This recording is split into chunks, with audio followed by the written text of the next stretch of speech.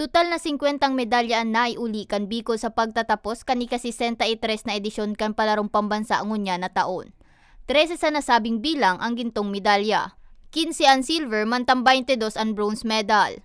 Apuera kaini naiuli mang karehiyon ang ika-9 na pwesto sa kompetisyon. Sa ikaduwang pagkakataon, binisto man ang Bicol bilang cleanest and greenest billeting school. Sigun sa tagapagtaram kan DepEd Bicol na si Mayflor Humamil, daiman naiuli kan rehiyon ang kampyonato, maugma na sinda sa mga medalyang naresibi kan mga nagrepresentar sa rehiyon. Na miyembro kan Bicol Vulcans na kompwesto ning 8 grupo, kung sa indugo asinda plus mandaan naging puhunan. Saro ini sa mga contest during palaro na pigo-observe kang mga organizers kung alin na mga billeting schools ang pinakamalinig, kumbaga nagpo-follow sa waste segregation, pinakamaayos, pinaka-organized, and ang Bicol region is still the defending champion. So last 2019, ang Region 5 champion niya sa clean and green. And Hulyo 31, kampuonan ng palarong pambansa. Ginibo ang kompetisyon sa Marikina Sports Center sa Marikina City. 9,162 na atleta gikan sa man iba-ibang runa ka nasyon ang kabali sa kompetisyon. Antes makalaog sa palarong pambansa, Hulyo 3 kan luminaban muna ang Bicol Vulcan sa pre-national qualifying meet sa Santa Cruz, Laguna.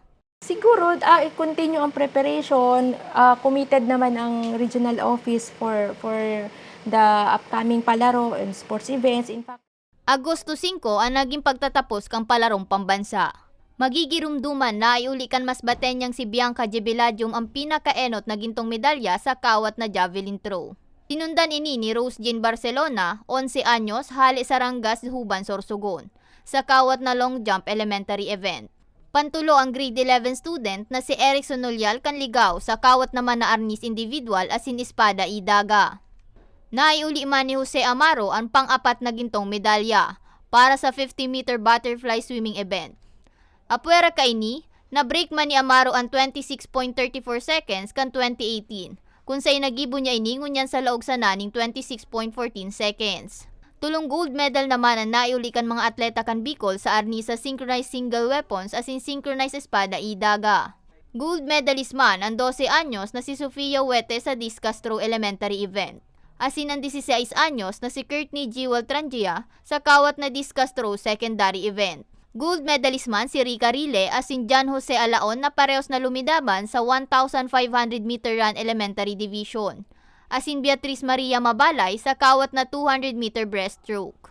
ang sa tuyong regional director nag-encourage na mas i-enhance pang sports program ta sa mga divisions. Ang ibang SDOs ta igwa kipigaapod na sports academy, katuwangan sa idang mga LGUs, and siguro with this result kang sa palarong pambasa ma-inspire din ang ibang mga SDOs and LGUs ta na mag-put up din or ma-enhance din sa idang mga sports program.